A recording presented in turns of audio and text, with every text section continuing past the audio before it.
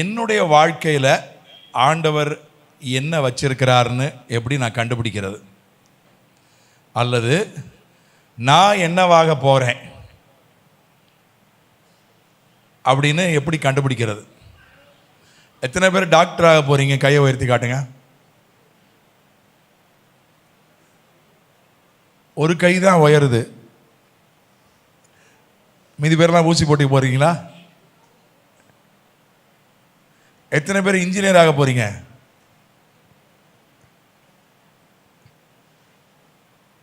ஒருத்தர் கூட இல்லையே.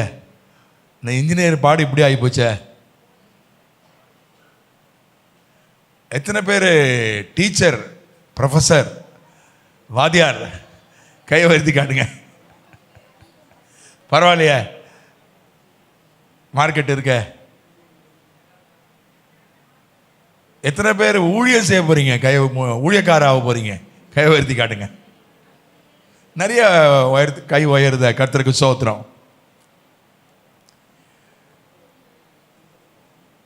இப்போ நான் இப்படி ஆகணும் அல்லது இப்படி ஆவேன் அப்படின்னு ஒரு எண்ணம், ஒரு விருப்பம், ஒரு கனவு, ஒரு திட்டம் நம்ம வச்சிருக்கிறோம்.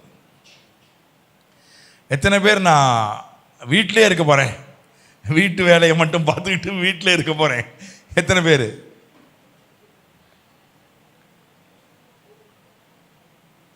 யாரும் தயார் இல்லையா? தோத்திரம். ஹோம் மேக்கர் என்று சொன்னால் வீட்டில் இருந்து இல்லத்தரசியாய், இல்லத்தரசன். அதாவது பெண்கள் தான் வீட்டை பார்க்கணும்னு இல்லை, ஆண்களும் அதை செய்கிறாங்க. நம்ம ஊரில் கொஞ்சம் ரொம்ப குறைவு, ஆனால் மேற்கத்திய நாடுகளில் அது ரொம்ப சகஜம். மனைவி வேலைக்கு போவா, கணவன் வீட்டை பார்த்துப்பார். அது மேற்கத்திய நாடுகளில் ரொம்ப சகஜம். எதுவும் ஒன்றுக்கு ஒன்று குறைஞ்சதில்லை. சரி, எத்தனை பேர் பணக்காரன் ஆகணும்? நீங்கள் என்ன ஆக போகிறீங்க? நான் பணக்காரன் ஆக போகிறேன் அப்படின்னு சொல்கிறவங்க எத்தனை பேர்?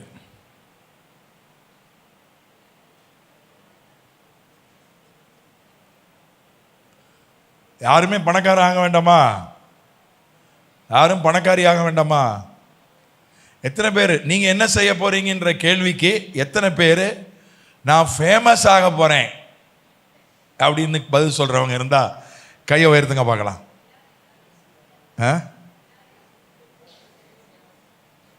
என்ன யாரும் கை உயர்த்த மாட்டேங்கிறீங்க? கொஸ்டின் பேப்பர் அவுட் ஆயிடுச்சா?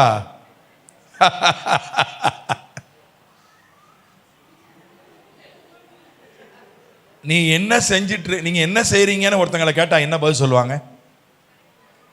நான் வேலை செய்கிறேன், பிஸ்னஸ் பண்ணுறேன், படிக்கிறேன், ஏதாவது சொல்லுவாங்க. ஊழியம் செய்கிறேன், நான் பணக்காரனாக இருக்கிறேன் அப்படின்னு யாராவது சொல்லுவாங்களா?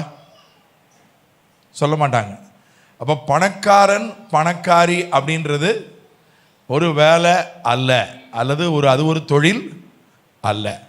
எல்லா வேலை செய்கிறவங்களையும் பணக்காரங்களும் இருக்காங்க, ஏழைகளும் இருக்காங்க, இல்லையா?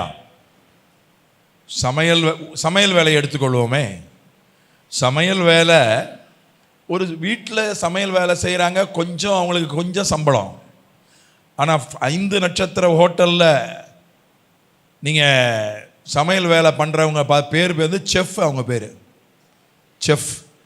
அவங்களுக்கு ஒரு யூனிஃபார்ம் இருக்கும், தலையில் ஒரு தொப்பி இருக்கும். கேட்டரிங் டெக்னாலஜி அப்படின்னு ஒரு படிப்பு இருக்குது, தெரியுமா? சமையல் கலை, அதுக்கு ஒரு கல்லூரி இருக்குது. அதில் இடம் கிடைக்கிறது ரொம்ப கஷ்டம், ஃபீஸ் நிறையா. அதை படித்து போய் என்ன செய்கிறாங்க? 5 நட்சத்திர ஹோட்டலில் போய் அவர்கள் என்ன செய்கிறாங்க? சம்பளம் 5 லட்சம் ரூபா, 5 லட்சம் ரூபா வரைக்கும் வாங்குறாங்க. 2 லட்சம், 1 லட்சத்துக்கு குறையாமல் சம்பளம் 5 நட்சத்திர ஹோட்டலில். என்ன வேலைக்கு? நம்ம சமையல்னு சொல்லுவோம், அவங்க என்ன சொல்லுவாங்க? கேட்டரிங். நம்ம சமையக்காரங்கன்னு சொல்லுவோம், அவங்க என்ன சொல்லுவாங்க? செஃப், இல்லையா? ஆக எல்லா வேலையிலையும் பணக்காரங்களும் இருக்காங்க, ஏழைகளும் இருக்காங்க. எல்லா வேலையிலும் புகழ் பெற்றவர்களும் இருக்காங்க, ஃபேமஸ் ஆனவங்களும் இருக்காங்க, ஃபேமஸ் ஆகாதவங்களும் இருக்காங்க. ஃபேமஸான சமையல்காரங்க சொல்லுங்க பார்க்கலாம் யாராவது. பார்த்தீங்களா, தாமு அழகாக சொல்லிட்டாங்க. ஏன்னா மீடியாவில், சமூக ஊடகத்தில், டிவியில் பார்த்தீங்கன்னா தாமு, அப்புறம் இன்னொருத்தர் பேர் யாராவது சொல்ல முடியுமா? வெங்கடேஷா?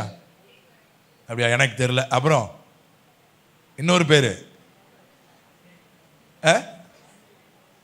சமையல்ல புகழ் பெற்றவர்கள். ஒரு லேடி பேர் கூட சொல்ல மாட்டேங்கிறீங்க.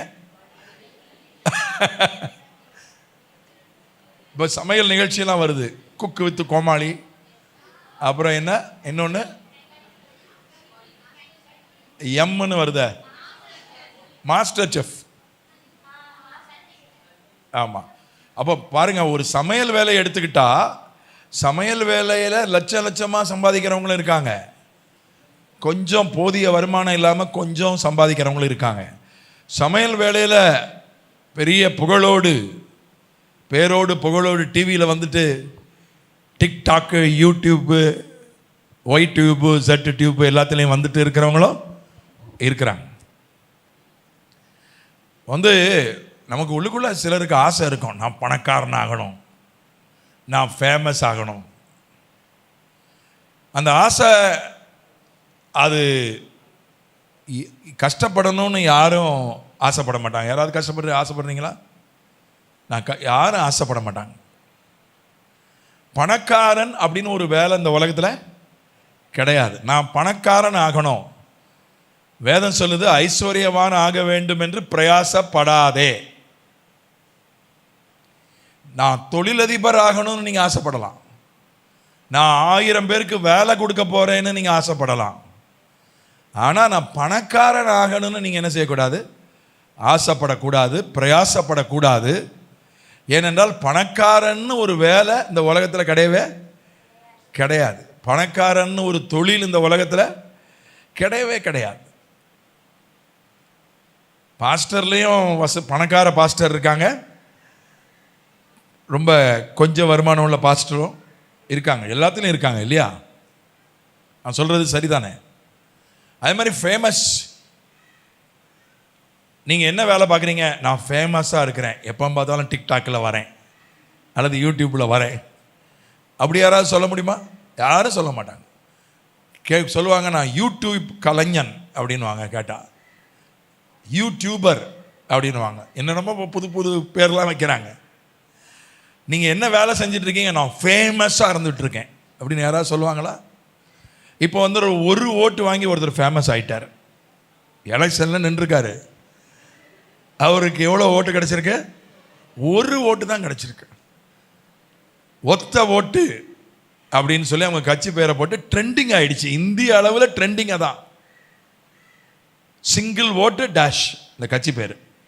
நான் அரசியல் பேசக்கூடாது, அதனால் கட்சி பேர் சொல்ல மாட்டேன்.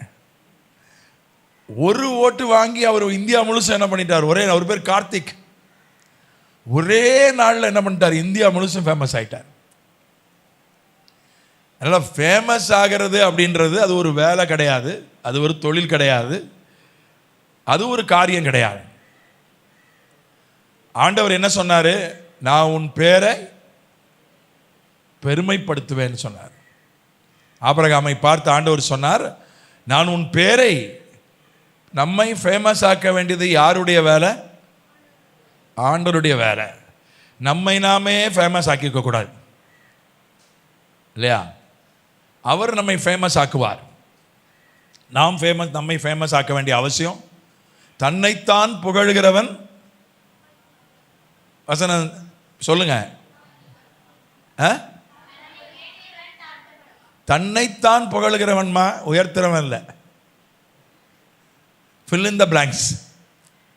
தன்னைத்தான் புகழ்கிறவன் உத்தமன் அல்ல, கர்த்தரால் புகழப்படுகிறவனே உத்தமன். உன் வாய் அல்ல,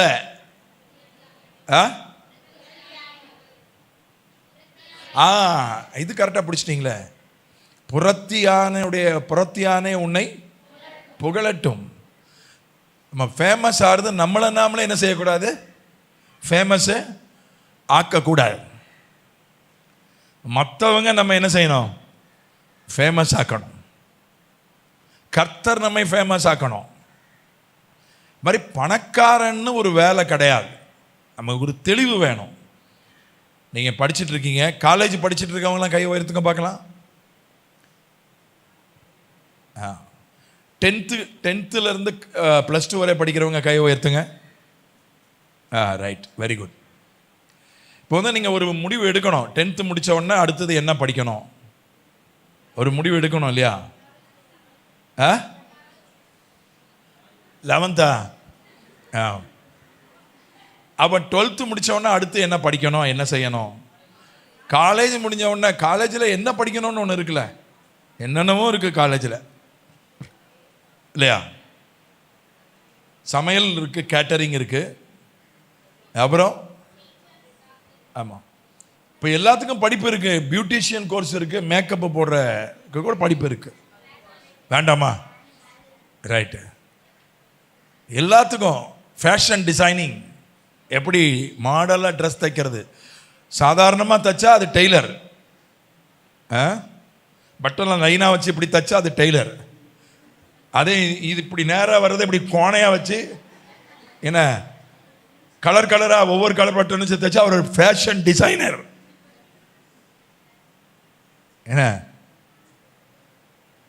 என்ன மாதிரி முடி வெட்டி விட்டா ஏர் ட்ரெஸ்ஸர். எனக்கு முடி வெட்டின மாதிரி வெட்டினா முடி வெட்டுறவர். ஆனால் அப்படி வெட்டாமல் கீரிப்பிள்ளை மாதிரி ஆக்கி என் முடிய அதில் ஒரு மஞ்சள் சாயம் பூசி ஒரு சகப்பு சாயம் பூசினா அது யார்? அவர் பியூட்டிஷியன். அதுக்கெல்லாம் நிறைய படிப்பு இருக்கு. அப்போ நான் என்ன ஆக போகிறேன் அப்படின்னு ஒரு எண்ணம் இருக்குது, ஒரு விருப்பம் இருக்குது. ஒரு சிலருக்கு ஒன்றுமே இருக்காது.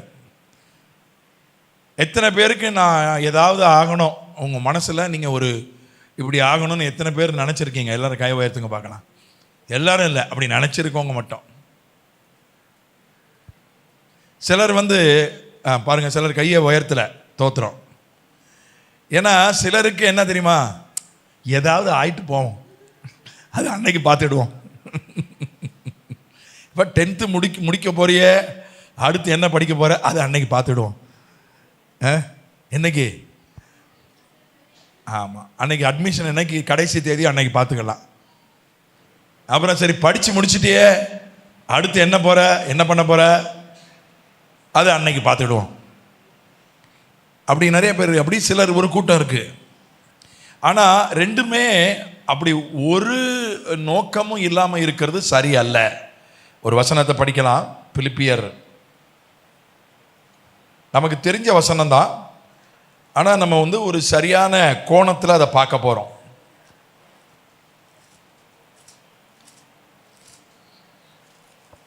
மூணாம் அதிகாரம் 12, 13, 14.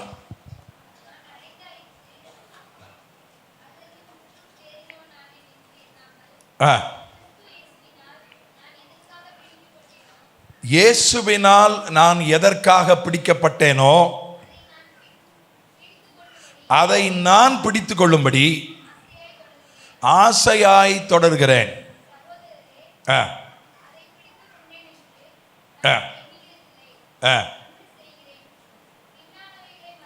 பின்னானவைகளை மறந்து முன்னானவைகளை நாடி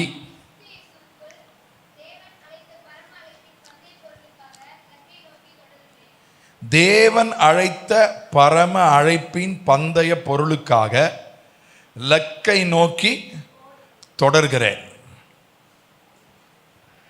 ஏதாவது புரியுதா? ஏதாவது புரியுதா? நான் இயேசுவினால் எதற்காக பிடிக்கப்பட்டேனோ அதை பிடித்துக் கொள்ளும்படி ஆசையாய் தொடர்கிறேன். எத்தனை பேர் இயேசு கிறிஸ்துவை ஏத்துட்டு இருக்கீங்க, ரட்சிக்கப்பட்டிருக்கீங்க? கையை உயர்த்தி காட்டுங்க, அல்லேலூயா சொல்லுங்க. இன்னும் ரட்சிக்கப்படாதவங்க இருக்கீங்களா? இருக்கீங்களா? எத்தனை பேர் இயேசுவை நம்புறீங்க? அவங்க அல்லேலூயா சொல்லுங்க பார்க்கலாம். ஆமா, கேள்வி உங்களுக்கு புரியலன்னு நினைக்கிறேன். இப்போ இயேசு உங்களை பிடிச்சிட்டாரு இல்ல? நீங்க இயேசுவால ஒரு பாட்டு உண்டு, ஃபாதர் பாட்டு, நான் இயேசுவால பிடிக்கப்பட்டவன். இப்போ இயேசு நம்ம எல்லாரையும் என்ன செஞ்சிட்டாரு? இந்த உலகத்தில் 800 கோடி மக்கள் இருக்காங்க. அதில் 100 கோடி பேர் தான் இயேசுவை ஏற்றுட்டு இருக்கிறாங்க. 8ல் ஒருத்தர். நம்ம ஊரில் 140 கோடி மக்கள் இருக்காங்க. எத்தனை பேர் ஆண்டவரை ஏற்றுக்கொண்டிருக்காங்க? 2.5% கிறிஸ்தவர்கள்னு ஒரு கணக்கு சொல்லுது. அது சரியான கணக்காக இருக்க முடியாது. ரொம்ப அதிகமாக வச்சா ஒரு 10% அல்லது ஒரு 5லிருந்து 10% கிறிஸ்தவர்கள் இருக்கலாம். ஒரு 5% ரட்சிக்கப்பட்டவங்க இருக்கலாம்னு நான் யூகிக்கிறேன். இன்னும் தெளிவான கணக்கு நம்மக்கிட்ட கிடையாது. அப்போ 105 பேர் தான் இந்தியாவில் ஆண்டவரால் பிடிக்கப்பட்டிருக்காங்க. இப்போ நீங்கள் சாதாரண ஆள் இல்லை. நீங்கள் இயேசுவால் பிடிக்கப்படலைன்னா எங்கே இருப்பீங்க? நேரம் எங்கே இருப்பீங்க சொல்லுங்க பார்க்கலாம்.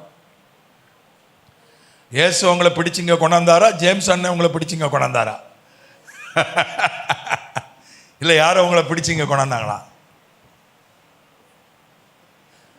இயேசு நம்மை பிடித்திருக்கிறார். எத்தனை பேர் நம்புறீங்க? இயேசு என்னை பிடித்து கொண்டார் அப்படின்னு எத்தனை பேர் நம்புறீங்க? அல்லேலூயா. எதுக்காக இயேசு உங்களை பிடிச்சார்? ஏன்னா நான் பிரசங்கம் பண்ண போறதில்லை. ஏன்னா நீங்களாம் கிளாஸும் எடுக்க மாட்டேன், பயப்படாதீங்க. பிரசங்கமும் பண்ண மாட்டேன், கிளாஸும் எடுக்க மாட்டேன். உங்க கூட நான் பேசுவேன், ஜாலியாக பேசுவேன், இல்லையா? சொல்லுங்க, எதுக்காக இயேசு உங்களை பிடிச்சார்? பரலோகம் கொண்டு போறதுக்கா? இல்லையா? பரலோகத்துக்கு போக மாட்டீங்களா? போவீங்க. இப்போ நீங்க பரலோகம் கொண்டு போறது மட்டும்தான் உங்களை அதுக்காக தான் இயேசு உங்களை பிடிச்சார்னா, நீங்க ரட்சிக்கப்பட்ட அன்னைக்கு ஆண்டவர் உங்களை எடுத்துக்கொண்டு இருக்கலாமே. அது ஒரு ஊழியக்காரர் சொன்னார், பரலோகம் போறதுக்காக மட்டும்தான் ஒருத்தன் ரட்சிக்கப்படுறான்னா, ஞானஸ்நானம் கொடுக்கும்போது கூட 5 நிமிஷம் என்ன பண்ணிடுவேன், தண்ணிக்குள்ளேயே பிடிச்சி வச்சிருவேன்னாரு. போய் சேர்ந்துருவானே, அதான் பரலோகம். பரலோகம் போறதுக்காக மட்டும்தான் நாம் ரட்சிக்கப்பட்டிருக்கிறோம் என்றால், அன்னைக்கே நம்ம ஆண்டவர் நம்ம எடுத்துக்கொண்டிருக்கலாமே. மகனே, இனி நீ இருந்தா கெட்டு போயிருவ, நீ இருந்தா நீ உருப்பட மாட்ட, நீ உனக்கு எல்லாம் கெட்டு போயிருவ, உனக்கு டைரக்ட் ஃப்ளைட்டு வந்துரு ஆண்டவர் சொல்லியிருக்கலாமே. எல்லாரையும் பரலோகம் கொண்டு போக போறார், அதுல சந்தேகம் இல்லை. அது பொதுவான நோக்கம். பரலோகம் போறது, மற்றவங்களுக்கு ஆண்டவரை பற்றி சொல்றது, சாட்சியாக வாழ்றது, இதெல்லாம் எல்லாருக்கும் உரிய பொதுவான நோக்கம். என்னை எதுக்காக பிடிச்சார், நம்ம எதுக்காக பிடிச்சாருன்னா பொதுவான விஷயங்களை சொல்லலாம். பரலோகம், நித்திய ஜீவனை அடைவது, அவரை மகிமைப்படுத்துவது, சாட்சியாக வாழ்வது, அவருடைய புண்ணியங்களை அறிவிப்பது, இதெல்லாம் சொல்லலாம். ஆனால் என்ன எதுக்காக ஆண்டவர் பிடிச்சார்? உங்க வாழ்க்கையினுடைய, என் வாழ்க்கையின் நோக்கம் என்ன சொல்லுங்க பார்க்கலாம்.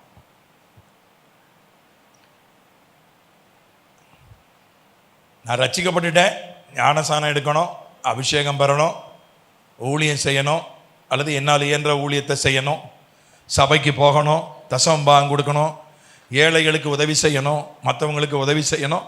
இதெல்லாம் எல்லாருக்கும் உரிய பொதுவான, எல்லாரும் செய்ய வேண்டிய விஷயங்கள். ஆனால் நான் தனிப்பட்ட விதத்தில் என்னை ஏன் ஆண்டவர் பிடித்தார்? பாருங்க, இது என்னது? பேனா இல்லையா? எங்க பாருங்க, பெண்ணுன்னு அவங்க பேரை சொல்றாங்க எல்லாரும், பார்த்தீங்களா? பேனா. பார்த்தீங்களா? என் கலர் அந்த தம்பி சொல்றான், பரவாயில்ல. ஆனா இது எதுக்காக வாங்கணும்? 5 ரூபா கொடுத்து நான் என்ன செய்யறேன், இதை வாங்குறேன். 5 ரூபான்றது ஒரு காசே கிடையாது. ஆமா, தம்பிக்கு 3 ரூபாய்க்கு கொடுக்குறாங்களாம். என்ன? சரி, இப்போ இந்த பேனாவை நான் எழுதாமலேயே வாங்கிட்டேன். ஆனால் இதை நான் எழுதவே இல்லை. என்ன செய்கிறேன், எதுக்கு நான் இப்போ என்ன பயன்படுத்துகிறேன்னா, காது குடையிறதுக்கு என்ன செய்கிறேன், பயன்படுத்துகிறேன். எனக்கு அது பயன்படுது. ஆனால் என்ன, எழுதாமல் கூட இருந்துடலாம், காது குடையாமல் இருக்க முடியாது. இப்போ இது சரியா சரியில்லையா? இந்த பேனா எதற்காக தயாரிக்கப்பட்டது? இந்த பேனா எதற்காக வாங்கப்பட்டது? இந்த பேனாவை எதுக்கு என் பையில நான் சொருகி வச்சிருக்கேன்? ஆனால் அதை விட்டுட்டு நான் என்ன பண்ணிட்டு இருக்கேன்? காது குடைஞ்சிட்டு இருக்கேன். நிறைய பேர் அப்படி வாழ்க்கை அப்படிதான் ஆகிப்போச்சு. ஆண்டவர் எதற்காக நம்மை பிடித்தாரோ அதை விட்டுட்டு வேற எண்ணத்தையும் நம்ம என்ன செஞ்சிட்டு இருக்கோம்.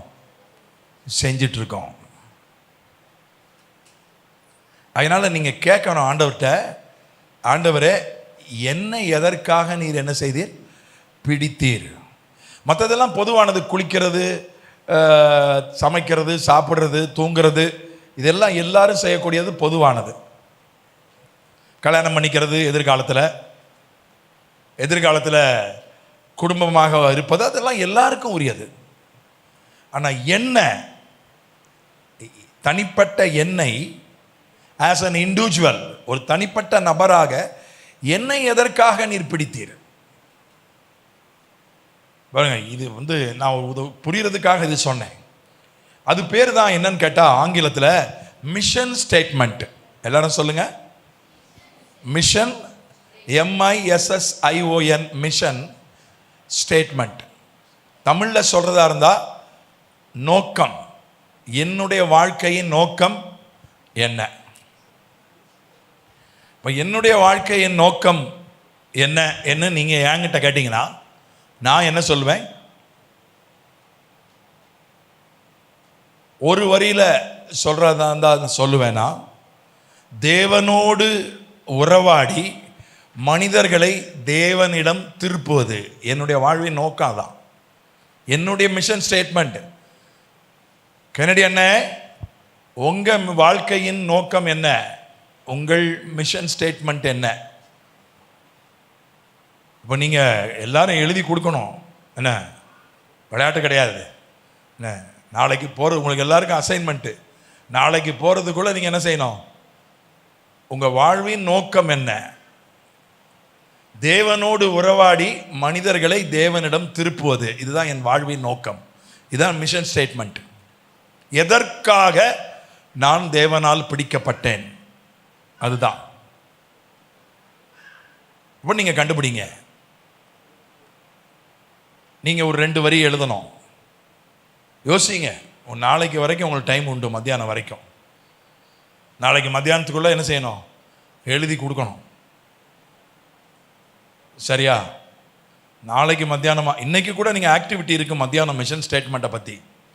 இது தனி நபருக்கு உண்டு, சபைக்கு உண்டு, ஒரு குழு இருந்தால் குழுவுக்கு உண்டு, ஒரு நிறுவனம், ஒரு கம்பெனி இருக்குன்னா நீங்கள் பேங்க்குக்கு போனீங்க, பேங்க்குகளில் போனீங்கன்னா எழுதி போட்டிருப்பாங்க மிஷன் ஸ்டேட்மெண்ட்.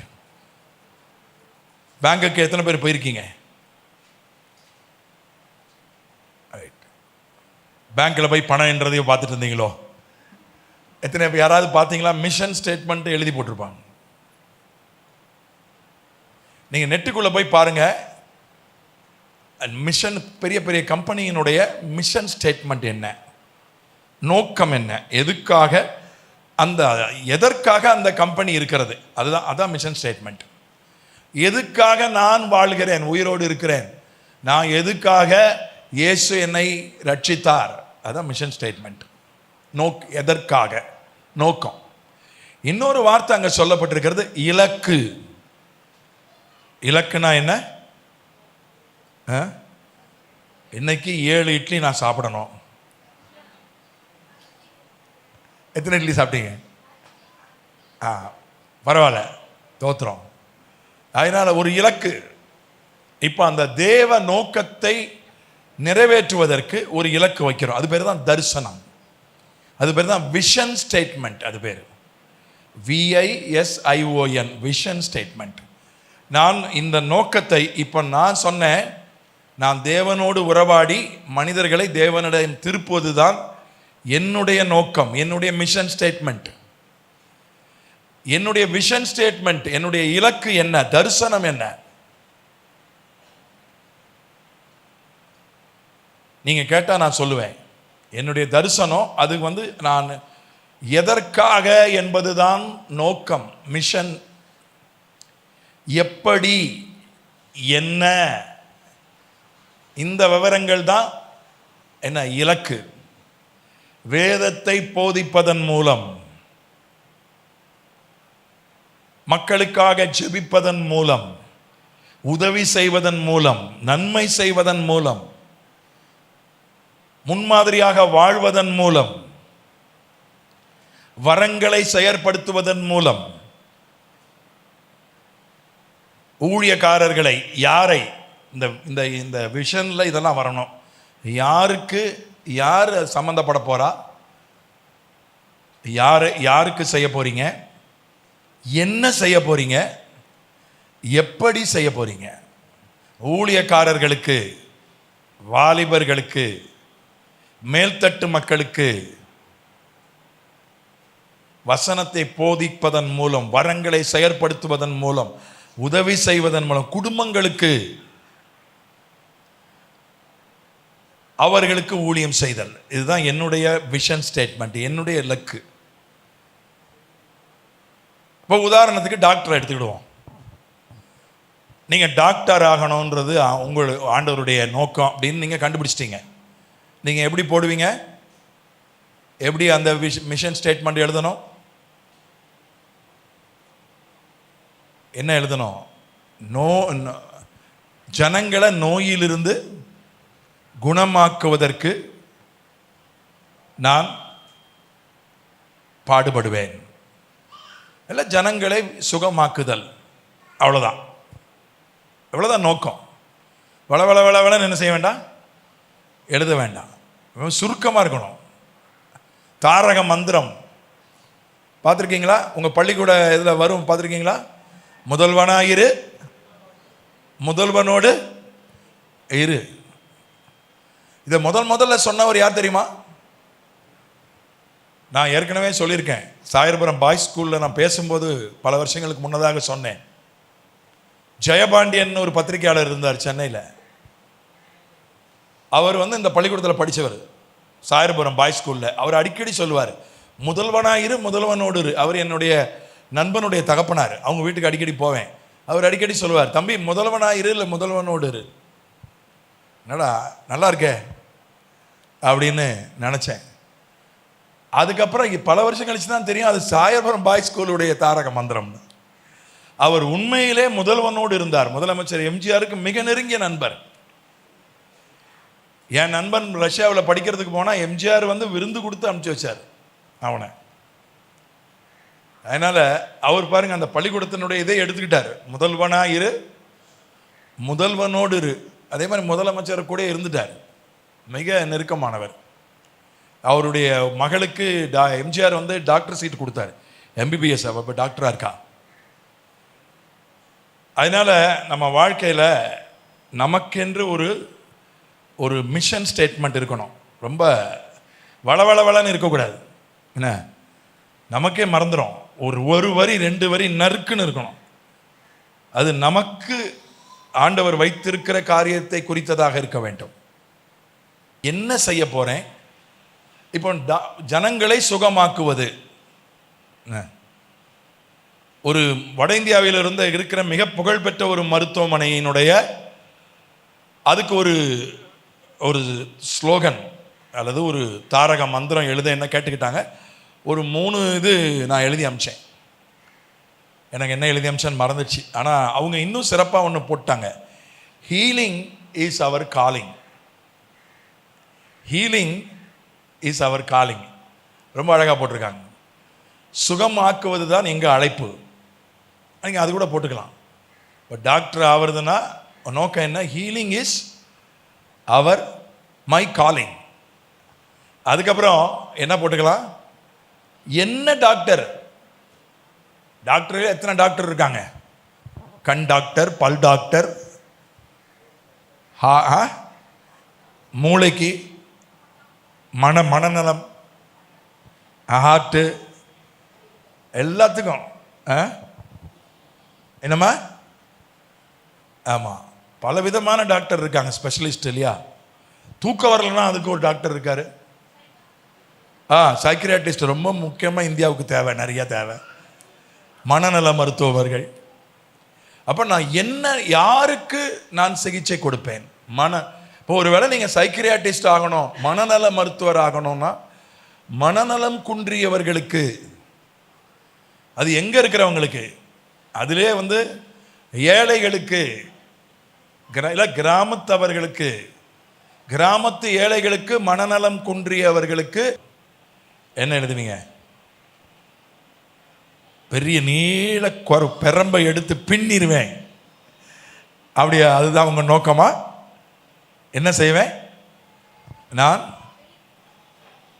கல்வி சேவை செய்வேன். அவ்வளவுதான், ஒரு வரி தான். கல்வியை புகட்டுவது, அறிவு கண்களை திறப்பது, அவ்வளவுதான். ஆனால் அதான் மிஷன் ஸ்டேட்மெண்ட், நோக்கம். ஆனால் விஷன் ஸ்டேட்மெண்ட், இலக்கு தரிசனத்தில் நீங்கள் என்ன எழுதணும்?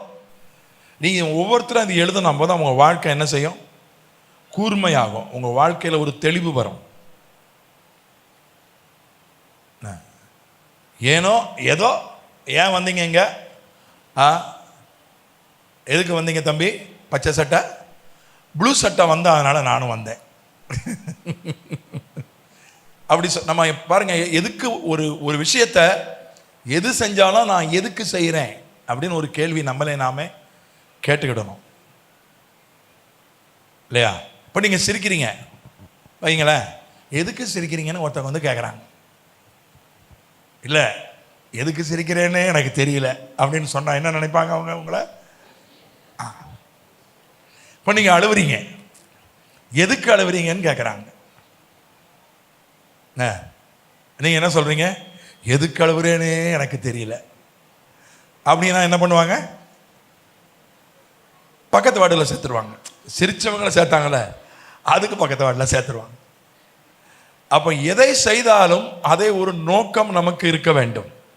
முக்கியமாக இந்த நோக்கம் தப்பா சரியா அது ரெண்டாவது, ஆனால் நிச்சயமாக ஒரு நோக்கம் இருக்க வேண்டும். இங்கே உட்கார்ந்துருக்கீங்கன்னா ஒரு நோக்கம் நிச்சயமா.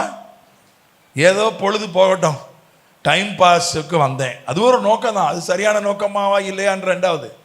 டைம் பாஸுக்கு வந்தேன், இல்லைனா நல்லா காற்று வாங்க வந்தேன். சாம்பவர் வடகரையில் என்ன இருக்குமா? ஆமாம், நல்லா சாம்பாரும் வடையும் நல்லா இருக்குமா? அல்லது நல்ல காற்று ஜிலு ஜிலு ஜிலுன்னு வீசுமா, அதை வாங்க வந்தேன். ஏதோ ஒரு நோக்கம். இது சரியா தப்பா ரெண்டாவது. அப்புறம் நீங்கள் அந்த இலக்கு தரிசனம் எழுதும்போது ஆசிரியர்னா எவ்வளவோ இருக்குது இல்லையா? சின்ன பிள்ளைங்களுக்கு ப்ரீ ஸ்கூல் அதாவது எல்கேஜிக்கு கீழே இருக்காங்கல்ல, ரொம்ப கஷ்டம். என்னம்மா? Pre-KG, play school, pre-KG, crush அப்படின்னு சொல்லுவாங்க. என்ன, சின்ன பிள்ளைங்க 1 வயசு 2 வயசு பிள்ளைங்க. என்னவா? பால்வாடி, அங்கன்வாடி, பேபி கிளாஸு. பார்த்தீங்களா எவ்வளோ வெளிப்பாடு வருது? அப்புறம் மேலே எங்கே இருக்காங்க? பிஹெச்டி அளவில் ஆராய்ச்சி படிப்பில் இருக்கிறவங்களும் வாத்தியார் தான், அதுவும் வாத்தியார் தான். அப்புறம் மனநலம் குன்றியவர்களுக்கு சொல்லிக் கொடுக்குற ஆசிரியர் இருக்காங்க, தெரியுமா உங்களுக்கு? Special teachers. காது கேட்காதவங்களுக்கு சொல்லிக் கொடுக்குற வாத்தியார் பார்த்துருக்கீங்களா? இப்போ கையிலே நியூஸ், இப்போ நிறைய நியூஸில் வருது. ஒருத்தர் நியூஸ் வாசிக்கிறார், பக்கத்தில் ஒருத்தர் என்ன பண்ணுறாரு? இப்போ மோகன் லாசரசனுடைய இது டிவி நிகழ்ச்சியெல்லாம் பார்த்துருப்பீங்க. பக்கத்தில் ஒருத்தர் என்ன பண்ணுறாரு?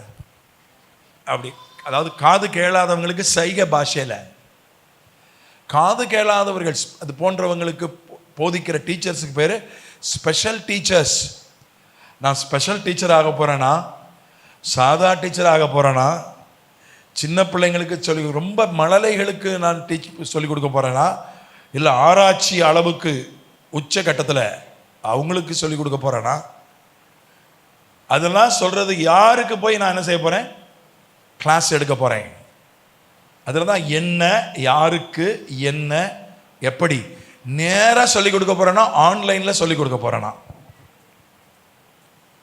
ஆன்லைனில் சொல்லிக் கொடுக்குற, ஆன்லைனில் மட்டும்தான் கிளாஸ் எடுக்கிறவங்க இருக்காங்க தெரியுமா உங்களுக்கு? இருக்காங்க. கொரோனாக்கு முன்னாலே இருக்காங்க. கொரோனாவால் தான் எடுக்கிறார்கள் என்று நினைக்காதீங்க. கொரோனாவோட பெரிய கொரோனா என்ன தெரியுமா? இந்த ஆன்லைன் கிளாஸ் தான், இல்லையா? அப்படி அல்ல. நான் எப்படி செய்ய போறேன், யாருக்கு செய்ய போறேன், என்ன செய்ய போறேன், இதுதான் இலக்கு. இதை நீங்க யோசிக்கணும். யோசிங்க, உண்மையா யோசிங்க. உங்களுக்குள்ள தனியா இந்த இன்னைக்கு ஃபுல்லா நீங்க யோசிக்க போறீங்க. மத்தியானம் சாப்பாடு நேரத்தில் இல்லை பேசினா கூட இதை பற்றியே பேசுங்க. உங்க நண்பர்களிடத்துல பேசுங்க. நீங்க சொல்லலாம், இப்போதைக்கு என் நோக்கம் 10வது பாஸ் பண்றது தான்.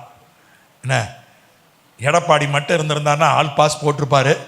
அவரே பாஸ் ஆகாம ஃபெயில் ஆயிட்டாரு எலெக்ஷன்ல. அது அல்ல வாழ்க்கையினுடைய அந்த முக்கியமான நோக்கம். நான் என்ன ஆக போறேன், அடுத்தது அதை நான் எப்படி செய்ய போறேன், யாருக்கு செய்ய போறேன், அந்த விவரம் அதில் இருக்கணும். இதை நீங்க முயற்சி பண்ணுங்க, எழுதுங்க. இப்போதான் 300 முடிச்சிருக்கேன். இது புரிஞ்சாதான் உங்களுக்கு. அப்புறம் இதுதான் பேசிக். ஏன்னா இந்த சில ஆக்டிவிட்டிக்கும் இது மத்தியானம் உங்களுக்கு தேவை. அதனால நான் உங்களுக்கு இதை நான் முக்கியமாக புரிய வச்சிருக்கேன், விளக்கியிருக்கேன். ஒரு மனிதனுடைய வாழ்க்கையிலிருந்து நாம் பார்க்க போகிறோம், எப்படி என் வாழ்க்கையில், என் தனிப்பட்ட வாழ்க்கையில் ஆண்டவர் வைத்திருக்கிற திட்டத்தை கண்டுபிடிப்பது. தாவீது யாரு சொல்லுங்களேன்? சங்கீதக்காரன். அப்புறம் கரெக்டு தான். அப்புறம் ராஜா. அதான் வந்து சரியான விட. சங்கீதக்காரன்றது தப்பான விட இல்லை, ஆடு மேய்க்கிறவன்றது தப்பான விட இல்லை. ஆனால் அவன் எது சரியான விட? ராஜா. தாவீதை ஆண்டவர் என்ன ஆக்கினாரு? இன்னைக்கு விஷயத்தில், இன்னைக்கு கதையில் சொல்றதா இருந்தால் முதலமைச்சர் அல்லது பிரதமர். ஆனால் அவன் முதல்ல என்னவா இருந்தான்? ஆடு மேய்ச்சிட்டு இருந்தான், இல்லையா? இங்கே யாராவது ஆடு மேய்க்கிறவங்களுக்கு இருக்கீங்களா? இல்லை. சரி, இப்போ இங்கே யாராவது முதலமைச்சர் ஆக போறீங்களா? பிரதமர் ஆக போறீங்களா? மந்திரி, எம்எல்ஏ யாரு? அவங்கவுங்க கை தூக்கணும். நீங்க 2 பேரும் ஓட்டு போட்டா போதுமா? அப்புறம் ட்ரெண்டிங் ஆயிரும் 2 ஓட்டுன்னு. Very good. எத்தனை பேர் ஐஏஎஸ் கலெக்டர் ஆகணும்னு ஆசைப்படுறீங்க? வெரி குட், இல்லையா? ஒரு ஆடு மேய்க்கிறவன். ஆனா தாவீதுக்கு தெரியாது தான் ராஜாவாவேன்னு. அவனுக்கு தெரியவே தெரியாது. இப்போ நான் சென்னையில் படித்தேன். பள்ளிக்கூடத்தில் முதல் மாணவனாய் வருவேன். டியூஷன் போக மாட்டேன். நான் படித்தது ஒரு ஜெர்மானியர்கள் நடத்தின பள்ளிக்கூடம். என் கூட கொஞ்சம் பெரிய பெரிய ஆட்களின் பிள்ளைகள்லாம் படித்தாங்க. பிராமின்ஸ்லாம் நிறையா படித்தாங்க. டியூஷனுக்குலாம் போவாங்க. அவங்களாம் வந்து சொல்லுவாங்க, நீ தான் பிரைட் கனடியா, நீ என்ன டியூஷனுக்கு போறியா? இல்லை, நான் டியூஷன்லாம் போகிறதில்ல, படிக்கிறதே இல்லை, ஃபஸ்ட்டு வந்துடுறேன் அப்படின்னு சொல்லுவேன். நீ என்னவாக போகிற? நான் சொல்லுவேன், நான் கலெக்டர் ஆக போகிறேன். ஏன் அப்படி சொன்னேன்னா, 300 ரூபா சம்பளம் அப்போ கலெக்டருக்கு. அந்த காலத்தில் அதான் அதிக, அது பெரிய 300 ரூபா பெரிய சம்பளம். இப்போ 1 லட்சம் ரூபா மாதிரி. அப்போ நான் கலெக்டர் ஆக போகிறேன். 3ஆவதுல அப்படி சொல்லிட்டு இருந்தேன். 5ஆவது படிக்கும்போது கேள்விப்பட்டேன், பைலட்டுக்கு 600 ரூபா சம்பளம். விமானம் ஓட்டுறாருல, அந்த பைலட்டுக்கு 600 ரூபா சம்பளம். அப்புறம் 5ஆவதுல கேட்டாங்க, நீ என்னவாக போற? நான் பைலட் ஆக போறேன். இன்னைக்கு வரைக்கும் எனக்கு கார் ஓட்ட தெரியாது. யாராவது எனக்கு கார் ஓட்டி உதவி செய்கிறார்கள். ஆனா நான் என்ன சொல்லிட்டு இருந்தேன்? நான் பைலட் ஆக போறேன். அப்புறம் சுத்தி பார்த்தீங்கன்னா அரசியல்வாதிங்க. நான் சென்னையில் வசித்த இடத்துல பக்கத்து வீட்டில் ஒரு பெரிய சினிமாக்காரர். அப்புறம் தினமும் நான் ஸ்கூலுக்கு போகும்போது பார்த்தீங்கன்னா எதிர முதலமைச்சர் வருவார். தினமும் நான் முதலமைச்சரை பார்ப்பேன். அப்புறம் இதெல்லாம் பார்த்து ஆசை வந்துட்டு நம்மளும் என்ன செஞ்சிடணும், ஒரு சினிமாக்காரனா, ஒரு அரசியல்வாதியா அந்த மாதிரி ஆயிடணும், அப்படி ஒரு ஆசை, அப்படி ஒரு எண்ணம். இப்படி நமக்கு என்ன செய்யுது, ஒவ்வொரு கட்டத்தில் ஒவ்வொரு எண்ணம் வருகிறது, ஒவ்வொரு கட்டத்தில். ஆனால் கர்த்தர் நமக்கு என்ன வைத்திருக்கிறார்னு கண்டுபிடிக்கணும். கடைசியில் நான் என்ன ஆகிட்டேன், ஊழியக்காரன் ஆகிட்டேன். அதுக்காக நான் கர்த்தரை ஸ்தோத்திரம் பண்ணுறேன். அல்லேலூயா. நான் ஒன்றும் குறைஞ்சி போயிடல. கலெக்டரை விட நான் நல்லா தான் இருக்கிறேன். நான் பைலட்டை விட நல்லா தான் இருக்கிறேன். நான் அரசியல் தலைவரை விட நல்லா தான் இருக்கிறேன். என்னுடைய கூட்டத்துக்கு அமைச்சரே தேடி வந்திருக்காரு என் கூட்டத்துக்கு. அதனால நான் ஒன்றும் குறைஞ்சி போயிடல. நான் அதுக்காக சந்தோஷப்படுறேன். நான் ஊழியக்காரன் ஆனதுக்காக சந்தோஷப்படுறேன். அதனால நான் என்ன ஆகணும், நான் என்ன ஆகணும்னு கர்த்தர் நினைக்கிறார். அதை நீங்க கண்டுபிடிக்கணும். ஆனா அது வரைக்கும் அவன் எப்போ அவனுக்கு தெரிஞ்சது அவன் ராஜாவாக போகிறான்னு சொல்லுங்க பார்க்கலாம். தாவீது ராஜாவாக போகிறான்னு எப்போ அவனுக்கு தெரிஞ்சது?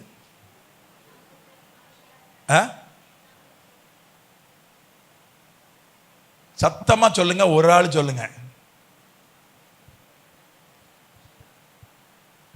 சாமுவேல் அபிஷேக தைலத்தை தாவீது மேல ஊத்தி அபிஷேகம் பண்ண போதுதான் தெரியும் நாம ராஜா ஆக.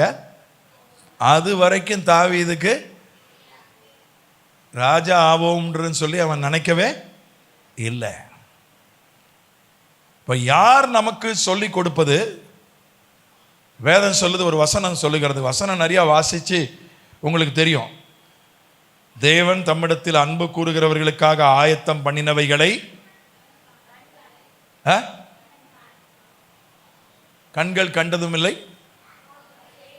காதுகள் கேட்டதும் இல்லை, இருதயத்தில் தோன்றினதும் இல்லை. ஆவியானவரே, ஆண்டவர் நமக்காக என்ன வச்சிருக்கிறார் அப்படின்றது நம்ம கண்ணால பார்க்க முடியாது, காதால கேட்க முடியாது, இருதயத்தில் கற்பனை பண்ணி பார்க்க முடியாது. சினிமாவில் பார்த்தீங்களா, ஒரே பாட்டில் பணக்காரன் ஆயிடுவான். பார்த்துருக்கீங்களா? ஆமாம், பிச்சை எடுத்துட்டு இருப்பான். ஒரு பாட்டு முடிகிறதுக்குள்ள என்ன ஆயிடுவான், கோடீஸ்வரன் ஆயிடுவான். அந்த மாதிரி கற்பனை பண்ணி கூட நம்ம என்ன செய்ய முடியாது, பார்க்க முடியாது. நாம் என்னவாக போகிறோம் என்று யார் நமக்கு சொல்ல முடியும்? ஜோசியம் சொல்ல முடியுமா? கைரேகை ஜாதகம் பார்த்து சொல்ல முடியுமா நீ என்னவாவாய்? இரும்பு சம்பந்தப்பட்ட தொழில் நீ செய்வாய். சில ஜோசியர் சொல்லுவாங்க, நீங்க உங்க ஜாதகப்படி நீங்க என்ன செய்யணும், இரும்பு சம்பந்தப்பட்ட. ஆண்டவர் தான் நமக்கு என்ன செய்ய முடியும், சொல்ல முடியும். எத்தனை பேர் பரிசுத்த ஆவியின் அபிஷேகத்தை பெற்றிருக்கீங்க? கையை உயர்த்தி காட்டுங்க. சும்மா வெக்கப்படாதீங்க, நல்லா கையை உயர்த்தி காட்டுங்க. பெருமையா, உங்களுக்கெல்லாம் பெருமையான விஷயம். அப்போ நீங்க என்ன செய்யணும், முதல்ல பரிசுத்த ஆவியின் அபிஷேகத்தை பெற்றுக்கொள்ளணும். பெறாதவங்க என்ன செய்யணும், பெற்றுக்கொள்ளணும். இல்லை, நாம் ஏன் தெரியுமா பெற்றுக்கொள்றது இல்லை? அதை பெற்றுட்டா நம்மளை அதை சொல்லியே என்ன செய்வாங்க, நம்மளை தட்டி, பரிசுத்த ஆவி பெற்ற அப்படிலாம் நீ பேசக்கூடாது. நீ பரிசுத்த ஆவி பெற்றுட்டா இப்படிலாம் நீ என்ன செய்யக்கூடாது, செய்யக்கூடாது. நீ பரிசுத்த ஆவி பெற்ற இப்படிலாம் தலைமுடி என்ன செய்யக்கூடாது, வாரக்கூடாது என்று என்ன இப்படி சொல்லியே என்ன செஞ்சிருவாங்க, நம்மளை ஒரு வழி பண்ணிடுவாங்கன்னே சிலர் பரிசுத்த ஆவியை பெற்றுக்கொள்ளற. அப்படி தானே தம்பி, ப்ளூ சட்டை இல்லையா? சரி, அதனால நாம் என்ன செய்யணும், பரிசுத்த ஆவியை பெற்றுக்கொள்ள வேண்டும். இன்னைக்கு நம்ம ஜெபம் பண்ண போறோம். இன்னைக்கு கொஞ்ச நேரத்தில் நம்ம ஜெபிக்க போறோம். பரிசுத்த ஆவி பெறதுக்கு ரொம்ப நேரம் தேவையில்லை, உருள வேண்டியதில்லை, பெறல வேண்டியதில்லை, கத்த வேண்டியதில்லை. கத்தினாலும் தப்பு இல்லை, உருண்டாலும் பிறண்டாலும் தப்பு இல்லை, அது கட்டாயம் இல்லை. நீங்க கேட்டு பெற்றுக்கொள்ள போறீங்க. ஆவியானவர் தான் நமக்கு சொல்ல முடியும் நாம என்ன ஆக போகிறோம். நான் என்னுடைய 13வது வயசுல பரிசுத்த ஆவியின் அபிஷேகத்தை பெற்றுக்கொண்டேன். அப்போ 2 காட்சிகளை கண்டேன். அந்த ஒரு காட்சியை நான் சொல்லலை, ஒரு காட்சியை மட்டும் சொல்றேன். அது என்ன பண்ணியிருக்கேன், பிரசங்கம் பண்ணிட்டு இருக்கிறேன் ஒரு பெரிய கூட்டத்துக்கு. எனக்கு வயசு 13, 9வது படிச்சுட்டு இருக்கிறேன். நான் ஒரு கூட்டத்துக்கு பிரசங்கம் பண்ணிட்டு இருக்கிற மாதிரி ஒரு காட்சியை கண்டேன். அதுதான் இன்னைக்கு அதான் என் வாழ்க்கை. ஆவியானவர் தான் எனக்கு சொன்னார், நீ ஊழியக்காரனாக போற. நான் ஊழியக்காரன் ஆக மாட்டேன்னு சொல்லி சொன்னேன் ஆண்டவர்கிட்ட. என்ன வேணா ஆகிறேன், ஊழியக்காரன் மட்டும் என்ன செய்ய மாட்டேன், ஆக மாட்டேன். ஆண்டவர்கிட்ட எவ்வளோ சொன்னேன். ஆண்டவர் என்னை போட்டு கட்டாயப்படுத்தி என்னை கழுத்தில் கத்தியை வச்சு தான் ஊழியத்துக்கு கொண்டு வந்தார். நீ ஊழியத்துக்கு வர்றியா, உன் குடும்பத்தையே காலி பண்ணட்டுமான்னு கேட்டு தான் என்னை ஆண்டவர் எச்சரித்து தான் கொண்டு வந்தார் சபைக்கு, ஊழியத்துக்கு. ஆனால் நான் சந்தோஷமாக இருக்கேன், நல்லா இருக்கேன். ஆண்டவர் தான் உங்களுக்கு சொல்ல முடியும், நீ டாக்டர் ஆகணுமா, டீச்சர் ஆகணுமா, ஐஏஎஸ் ஆகணுமா, நீ தொழிலதிபர் ஆகணுமா, நீ பாடகன் ஆகணுமா, இசைக்கருவியை வாசிக்கணுமா, என்ன ஆகணும், எழுத்தாளர் ஆகணுமா. எல்லாரும் ஊழியக்காரன் ஆகணும்னு நினைக்காதீங்க. அப்புறம் யார் பிரசங்கத்தை கேட்கறது? எல்லாரும் நம்மால் இயன்ற ஊழியத்தை செய்யணும். எல்லாரும் நீட்டு வந்த அப்புறம் எல்லாரும் டாக்டர் ஆகணும்னு நினைக்கிறாங்க. அப்புறம் யாருக்கு போய் ஊசி போடுறது? எல்லாம் டாக்டர் ஆகிட்டா ஒருத்தருக்கு போட்டுக்கிறதா?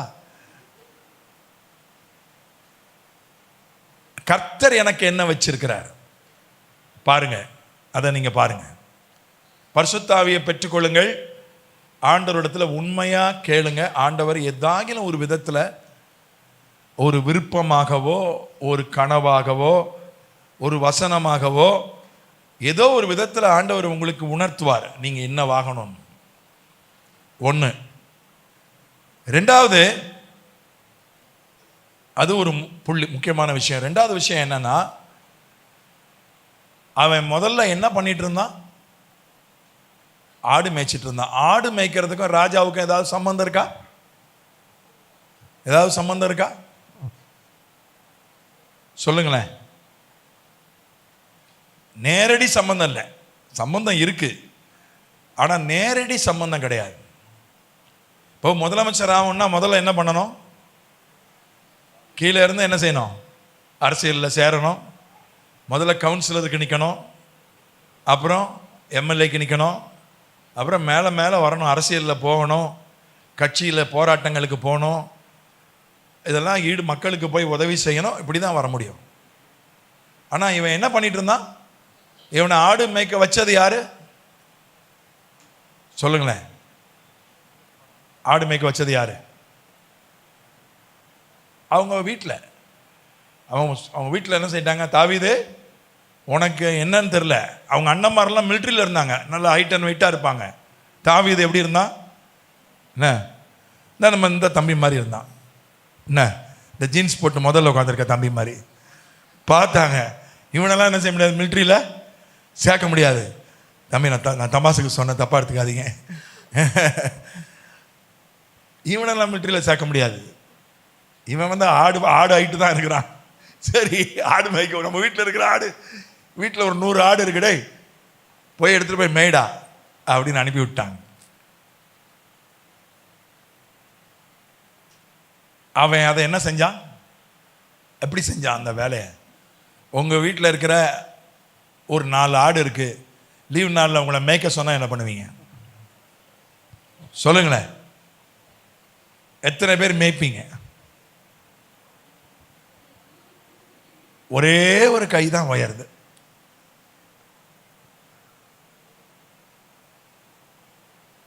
நமக்கு கௌரவ பிரச்சனை முதல்ல. என்ன, ஜீன்ஸ் போட்டுட்டு சுடிதார் போட்டுட்டு நான் போய் ஆடு மேய்ப்பதா?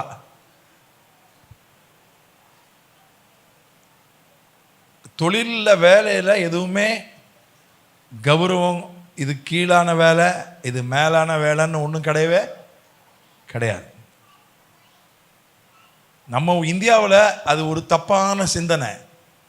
அந்த அடிப்படையில் ஜாதி வந்துச்சு, ஜாதி அடிப்படையில் வேலையை வச்சாங்க. அது இந்தியாவினுடைய சாபக்கேடு. இந்தியா இன்னும் வளர வேண்டிய அளவு வளராமல் இருக்கிறதுக்கு சாபக்கேடு. டாக்டர் வேலை பார்த்தா தான் பெரிய கௌரவம், ஆடு மேய்ச்சா. எனக்கு ஒரு தெரிஞ்ச ஒரு ஆவிக்குரிய தம்பி இருக்கார், பெரிய படிப்பாடி, பெரிய அறிவாளி. அவர் பல நிறுவனங்களில் வேலையெல்லாம் செஞ்சார். அவர் சொன்னார், அண்ணே எனக்கு பிடிச்சமானது 4 ஆடு எனக்கு இருந்தால் போதும், அந்த 4 ஆடை மேய்க்கணும்னு ரொம்ப ஆசைப்படுறேன். அது எவ்வளோ லாபம் தெரியுமா? 4 ஆடு இருந்தால் போதும், லாபம் போதிய அளவு வருமானம் வரும்.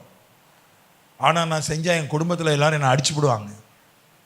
படிச்சுட்டு இங்கிலீஷ் பேசிவிட்டு அந்த கம்பெனி இந்த கம்பெனியில் வேலை பார்த்துட்டு ஆடா மேய்க்கன்னு என்னெல்லாம் அடிச்சு விடுவாங்க. பயந்து போய் ஆடு மேய்க்காமல் இருக்கிறேன் அப்படின்னு சொன்னார். ஆடு வளர்க்காமல் இருக்கிறேன்னு சொன்னார்.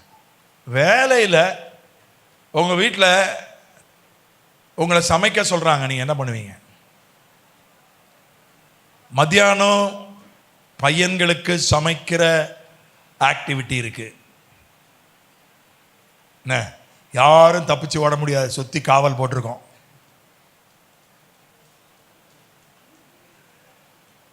எத்தனை தம்பிமார் வீட்டில் சமைக்கிறீங்க, சமைச்சிருக்கீங்க? கையை உயர்த்தி காட்டுங்க, பெருமையாக சொல்லுங்க. நான் சும்மா உயர்த்துறேன்.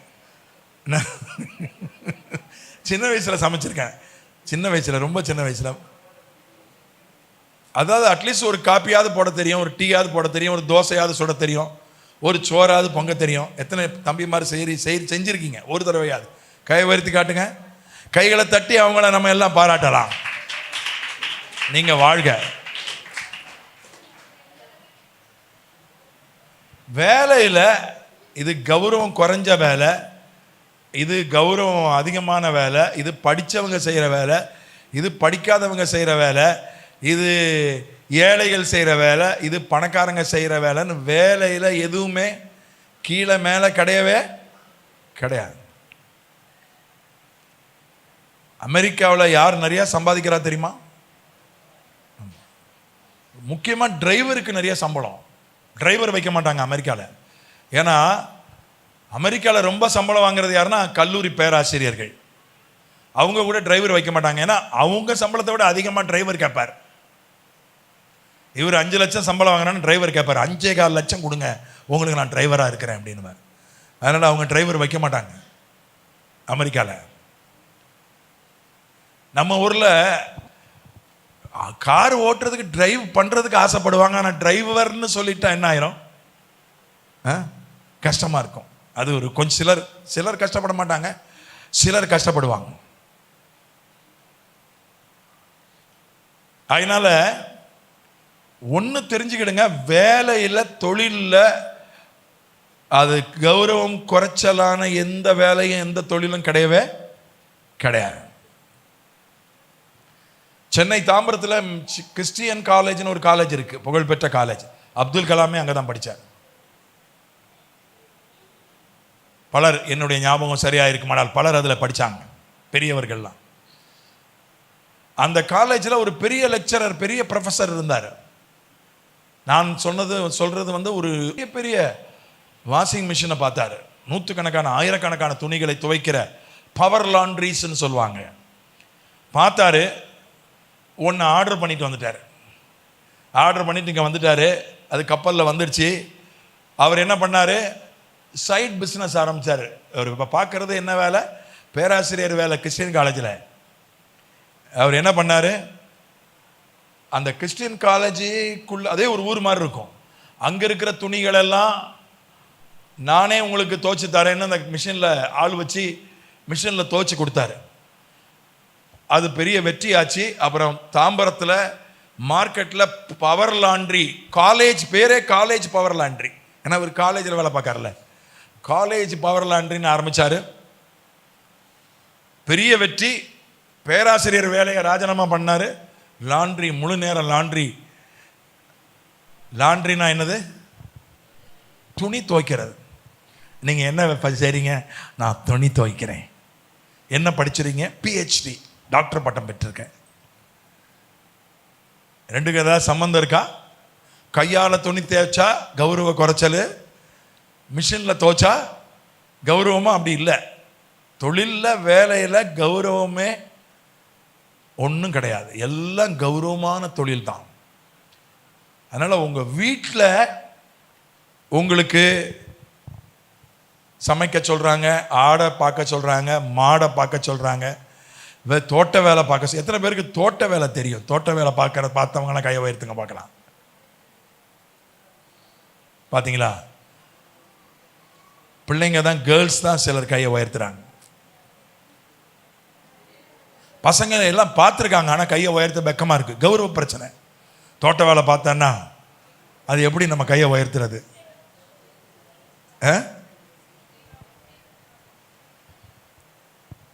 தாவீது அதை உண்மையா செஞ்சான்.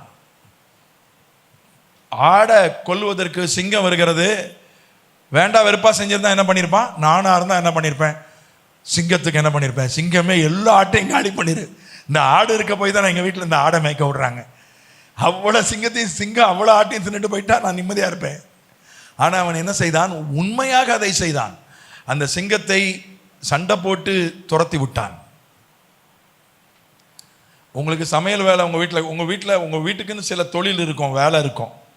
ஒரு விவசாயம் பண்ணுவாங்க, ஆடு வளர்ப்பாங்க, மாடு வளர்ப்பாங்க, கடை வச்சுருப்பாங்க. கொஞ்ச நேரம் உதவி பண்ணுன்னு சொன்னால் நம்ம என்ன செய்யணும்? உதவி செய்ய தெரியணும். எங்கள் அப்பா ஒரு பெரிய மொத்த வியாபாரி சென்னையில். நான் கல்லூரி படிக்கும்போது கொஞ்சம் உதவி செய்வேன். சரக்குகளை கடைகளுக்கு எங்கள் அப்பா சப்ளை பண்ணுவாங்க. சாயங்காலம் போய் கலெக்ஷன் பண்ணணும். தவணை முறையில் அவங்கக்கிட்ட பணம் வாங்கணும். என்ன அனுப்புவாங்க. நீ காலேஜ் முடிஞ்சு நான் போய் வசூல் பண்ணுறதுக்கு போவேன். அதே போல் கணக்கு எழுதுவதில் உதவி செய்வேன். விற்பனை வரி, ஜிஎஸ்டி மாதிரி முன்ன சேல் டாக்ஸ் இருந்துச்சு. அதுக்கு கணக்கு எழுதணும். கணக்கு எழுத எங்கள் அப்பா எனக்கு சொல்லி கொடுத்தாங்க எப்படி கணக்கு எழுதுறதுன்னு. அதனால தான் இன்றைக்கு நான் அதுதான் எனக்கு இன்னைக்கு பெரிய உதவியாக இருக்குது. நான் 2 ஸ்தாபனங்களுடைய கணக்கை நானே எழுதுகிறேன். 2 ஸ்தாபனங்களுடைய ஊழிய ஸ்தாபனங்களுடைய கணக்கை நானே எழுதுகிறேன். அது மட்டும் இல்லை, பலருக்கு நான் ஆலோசனை கொடுக்கிறேன். இந்தியாவினுடைய மிகப்பெரிய ஒரு ஊழிய ஸ்தாபனத்தினுடைய நிர்வாக ஆலோசகராக நான் இருக்கிறேன். இதெல்லாம் எதுலேருந்து வந்துச்சு? எங்கள் அப்பா எனக்கு வியாபாரத்தில் கணக்கு எழுத சொல்லி கொடுத்தாங்க. உங்களுக்கு அவன் ஆடுகளை உண்மையாக பார்த்ததுனால தான் ஆண்டவர் என்ன பார்த்தார்? அவனை பார்த்து, இவன் ஆட்டையே இவ்வளோ உண்மையாக பார்க்கானே, அப்போ ஆளை எவ்வளோ நல்லா பார்ப்பான்னு அவனை ராஜா ஆக்கிட்டார். ஆண்டவர் உங்களை எப்படி உயர்த்துவார்? நீங்கள் எப்படி கரெக்டாக ஆட்டை பார்த்துக்கிறீங்க, மாட்டை எப்படி கரெக்டாக பார்த்துக்கிறீங்க, சமையல் எப்படி கரெக்டாக நீங்கள் பண்ணுறீங்க, தோட்ட வேலை எப்படி சரியாக செய்கிறீங்க, உங்கள் அப்பா கடையில் நீங்கள் உட்காந்து கரெக்டாக எப்படி உண்மையாக இருக்கீங்களா, இதை பார்த்து தான் உங்களை உயர்த்துவார். எடுத்த உடனே உங்களை கலெக்டர் சீட்டில் கொண்டு போய் ஆண்டவர் என்ன செய்ய மாட்டார்? உட்கார வைக்க மாட்டார். வேதம் சொல்லுகிறது, உன் கைக்கு நேரிடுகிறது எதுவோ அதை உனக்கு இருக்கிற பலத்தோட, பிரசங்கி 9:10 குறிச்சிக்கிட்டு வீட்டில் போய் படிங்க. உன் கைக்கு நேரிடுகிறது எதுவோ அதை உனக்கு இருக்கிற பலத்தோட செய். அது ஆடு மேய்க்கிற வேலையோ, மளிகை கடையோ, தோட்ட வேலையோ, எந்த வேலையோ, முதல்ல நீங்கள் என்ன செய்யுங்க? அவர் படிப்பு அப்படிதான். நீங்கள் என்ன படிக்க ஆசைப்பட்டிருப்பீங்க? நீங்கள் அமெரிக்காவில் இருக்கிற ஹார்வர்ட் யூனிவர்சிட்டியில் MBA படிக்க ஆசைப்பட்டிருக்கலாம். கடைசியில் நீங்கள் என்ன படிச்சிருப்பீங்க? என்ன படிச்சுட்டு இருப்பீங்க? எங்கேயோ கிராமத்தில் இருக்கிற ஏதோ ஒரு காலேஜில் ஒரு ஹிஸ்டரியோ ஒரு எக்கனாமிக்ஸோ படிச்சுட்டு இருக்கலாம். ஹிஸ்டரியோ எக்கனாமிக்ஸோ குறைஞ்சதில்லை. ஆனால் மக்களுக்கு அப்படி ஒரு அபிப்பிராயம் இருக்குது. உங்களுக்கு என்ன படிப்பு கிடைக்குதோ உங்கள் அப்பா அம்மா மூலம், சூழ்நிலையின் மூலம் அதை படிங்க, ஒன்றும் தப்பு இல்லை. ஏன்னா நீங்கள் முடிவெடுக்க முடியாது. நீங்கள் முடிவெடுக்க முடியுமா? இந்த காலேஜில் தான் நான் படிப்பேன், எடுக்க முடியாது. நீங்கள் இந்த ஸ்கூலில் தான் படிப்பேன் முடிவெடுக்க முடியுமா? நான் ஒரு ஸ்கூலில் படித்தேன். அந்த ஸ்கூலுக்கு வக்க பேர் காவாங்கிற ஸ்கூலு. காவானா என்ன தெரியுமா? ஒரு பக்கிங்காம் கால்வாய்னு ஒரு கால்வாய் ஓடுது சென்னையில். அது ஒரு காலத்தில் நல்ல தண்ணியாக இருந்தது, இப்போ சாக்கடை தண்ணி தான். அதுக்கு பக்கத்தில் தான் அந்த பள்ளிக்கூடம் அமைஞ்சிருது. அதுக்கு பேர் என்னென்னா காவாங்கிற ஸ்கூலு, கால்வாய்க்கரை ஸ்கூலுன்னு பேர். அந்த ஸ்கூலில் மட்டும் படிக்கவே கூடாதுன்னு நான் ரொம்ப உறுதியாக தீர்மானமாக இருந்தேன். அந்த ஸ்கூலில் தான் போய் எங்களை போய் சேர்த்தாங்க. ஆனால் அந்த ஸ்கூலில் தான் இருந்த 2 ஆசிரியர்கள் எனக்குள்ள பேச்சு திறமை இருக்குன்னு கண்டுபிடிச்சி என்னை மேடையில் பேசுறதுக்கு ஏற்றி விட்டாங்க. இப்போ அந்த பேச்சு திறமையை வச்சுக்கிட்டு தான் இன்னைக்கு நான் என்ன பண்ணிட்டு இருக்கேன்? ஊழியம் செஞ்சிட்டு இருக்கேன். அல்லேலூயா. சின்ன பிள்ளைகளுக்கு பேச சொன்னாலும் பேசிடுவேன். பெரிய படித்த ஊழியக்காரர்கள், பெரிய ஊழியக்காரர்களுக்கு பேச சொன்னாலும் அவங்களுக்கு ஏற்ற மாதிரி பேசிடுவேன். அது எங்கே கிடச்சிது? காவாங்கிற ஸ்கூலில் தான் கிடச்சிது. அதனால் உங்களுக்கு பிடிக்காத ஸ்கூலில் சேர்த்துருக்கலாம், உங்களை பிடிக்காத காலேஜில் சேர்த்துருக்கலாம், உங்களுக்கு பிடிக்காத ஒரு படிப்பில் கொண்டு போய் உங்களை சேர்த்துருக்கலாம் சூழ்நிலை, அல்லது பெற்றோர் அல்லது பெரியவர்கள். ஆனாலும் நீங்கள் என்ன செய்யணும்? அதில் நீங்கள் உண்மையாக இருக்க வேண்டும். முதல் குறிப்பு சொன்னேன், பரிசுத்த ஆவியை பெற்றுக்கொள்ள வேண்டும். பரிசுத்த ஆவியின் மூலமாக உங்கள் வாழ்வின் திட்டத்தை நீங்கள் தெரிந்து கொள்ள வேண்டும். ரெண்டாவது, நீங்கள் ஆண்டவர் உங்களை ராஜான்னு சொன்னால் நீங்கள் எதில் தான் இருப்பீங்க? முதல்ல கூஜாவாக தான் இருப்பீங்க. கூஜாவாக இருந்துட்டு தான் ராஜா ஆவீங்க. ஆண்டவர் உங்களை ராணின்னு சொல்லியிருந்தால் முதல்ல நீங்கள் எப்படி இருப்பீங்க? ஒரு ஆணியாவோ ஒரு கோணியாவோ தான் இருப்பீங்க, ஒரு ஏணியாக கூட இருக்க மாட்டீங்க. அதுக்கப்புறம் தான் ஆண்டவர் உங்களை என்ன செய்வார்? ராணி ஆக்குவார். ஆண்டவர் என்ன ராணின்னு சொன்னார், நான் கோணி ஆயிட்டனே சொல்லிட்டு உட்காந்துட்டு இருக்கக்கூடாது. ஆண்டவர் என்ன ராஜா அண்ணா கூஜாவா ஆயிட்டானே. பாருங்க, முதல்ல ஆரம்பம் எப்படி இருக்கணும்? ஆரம்பம் அற்பமாக இருக்கும், முடிவோ ஆரம்பம் எப்படி இருக்கணும்? Simple beginning, small beginning. ஆரம்பம் எப்படி இருக்கக்கூடாது? தடாபடான்னு இருக்கக்கூடாது. அப்போ முடிவு என்ன ஆயிரும்? நான் என் ஊழியத்தை எப்படி ஆரம்பித்தேன் தெரியுமா? எங்கள் வீட்டில் நான் என்னுடைய தனி ஊழியத்தை அப்படி தான் ஆரம்பித்தேன். எங்கள் வீட்டில் ஒரு காணிக்கப்பட்டி கூட கிடையாது கூட்டம் நடத்துவதற்கு. எங்கள் அப்பாவுடைய பழைய ஃபோன், அந்த காலத்து ஃபோனுக்கு ஒரு பெட்டி உண்டு, பழைய பெட்டி. அந்த பெட்டியில் ஒரு சின்ன ஓட்டை போட்டு அதான் காணிக்கப்பட்டி. நோட்டீஸ் அடிக்கிறதுக்கு 55 ரூபா தேவைப்பட்டுச்சு, எங்கள் அம்மா கொடுத்தாங்க 55 ரூபா. அப்படி தான் என் ஊழியத்தை ஆரம்பித்தேன். ஆனால் என் கூட ஊழியம் ஆரம்பித்தவங்க எப்படி ஆரம்பித்தாங்க தெரியுமா? ஒருத்தர் ஊழியம் ஆரம்பிக்கும் போது 5 நட்சத்திர ஹோட்டலில் ஆரம்பித்தார். 5 நட்சத்திர ஹோட்டலில் வாடகைக்கு ஹால் எடுத்து திறப்பு விழா, ஆரம்ப விழா, ஊழியங்கள் துவக்க விழா 5 நட்சத்திர ஹோட்டலில், 5 ஸ்டார் ஹோட்டலில். அதோட சரி, ஊழியம் துவக்க விழாவோட மூடு விழா கண்ட ஒரே ஊழியம் அந்த ஊழியம்தான். நான் 36 வருஷமாக ஊழியம் செஞ்சிட்டு இருக்கிறேன். ஆண்டோடைய கிருபையால் நான் ஏறாத மேடைகள் கிடையாது. அதனால முதல்ல கொண்டு போய் ஆண்டவர் உங்களை எங்கே தான் போடுவார்? அற்பமான ஒரு இடத்துல தான் போடுவார். பிடிக்காததாக கூட இருக்கலாம், அதில் உண்மையாக இருக்கணும். அதுக்கப்புறம் என்ன நடக்கும்? சந்தர்ப்பம், சூழ்நிலை. தாவீது எப்போது உயர்த்தப்பட்டான்னு சொல்லுங்க பார்க்கலாம். எப்போது தாவீதை எல்லாருக்கும் தெரிஞ்சுது, நாடு முழுசுக்கும். சண்டே ஸ்கூல் கதையிலேருந்து தான் பேசிகிட்டு இருக்கிறேன். சொல்லுங்க பார்க்கலாம். கோலியாத்தை கொன்ன போது. கோலியாத்தை எப்போ அவன் சந்திச்சான்?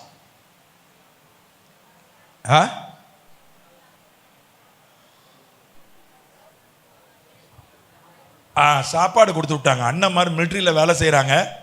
ஒரு வேளை ஒன்று ஒழுங்காக செய்ய விட மாட்டேங்க தாவீதை ஆடு மேய்க்க விட்டாங்க. சாரு ஆடு மேய்ச்சிட்டு இருக்கிறான். அப்புறம் கொண்டு தலையில் எண்ணெயை ஊற்றிட்டான். சாமுவேல், நீ தான் ராஜா. அதுக்கப்புறம் மறுபடியும் ஆடு மேய்க்கிறான். ராஜான்னு தலையில் எண்ணெயை ஊற்றிருக்கான ஒரு கவுன்சிலராக ஆகக்கூடாதா? பஞ்சாயத்து போர்டு மெம்பராவது ஆகலை, மறுபடியும் அதே ஆடு மேய்க்கிறது தான். அப்புறம் திடீர்னு ராஜா கூப்பிட்டு விட்டான், சவுல், எனக்கு ஒரு மியூசிக் போட ஆள் தேவை, ஜோசப் மாதிரி. என்ன அதனால் உடனே வந்து கொஞ்ச நாள் எனக்கு மியூசிக் போட்டுட்டு போ. இப்போ பாருங்கள், ரொம்ப இப்போ வந்து கொஞ்சம் அபிஷேகம் வேலை செய்யுது, பரவாயில்ல. அரண்மனையில் போய் நான் என்ன செய்கிறேன்? மியூசிக் போடுறேன். அதுக்கப்புறம் கொஞ்ச நாளில் மறுபடியும் ஆடு மேய்க்க வந்துட்டான். மறுபடியும் பாருங்க, யாருக்காவது குழப்பம் வருமா வராதா? ஆடு மேய்ச்சா ஒழுங்காக ஆடு மேய்க்க விடணும். கொஞ்ச நேரம் ஆடு மேய்க்க விடுறது, கொஞ்ச நேரம் மியூசிக் போட சொல்கிறது. திடீர்னு கூப்பிட்டு, நீ தான் ராஜா, நீ தான் இனி லீடர், நீ தான் இனி அப்படி ஆக்கும் இப்படி ஆக்கும்னு சொல்ல வேண்டியது. அப்புறம் மறுபடியும் ஆடு மேய்க்க சொல்ல வேண்டியது. குழப்பம். இப்போ என்ன செய்கிறாங்க? ஒழுங்காக ஆடு மேய்ச்சிட்டு இருக்கான். எப்பா கொஞ்சம் அந்த ஆட்டெல்லாம் கொஞ்சம் அடைச்சிட்டு வா. எதுக்குப்பா? அண்ணன்மாரெல்லாம் மிலிட்ரியில் இருக்காங்க, அவங்களுக்கெல்லாம் கொஞ்சம் அதிரசம்லாம் கொண்டு போய் கொடுத்துட்டு வா. சுசியம், பலகாரம். என்ன பலகாரம் உங்களுக்கு பிடிக்கும்?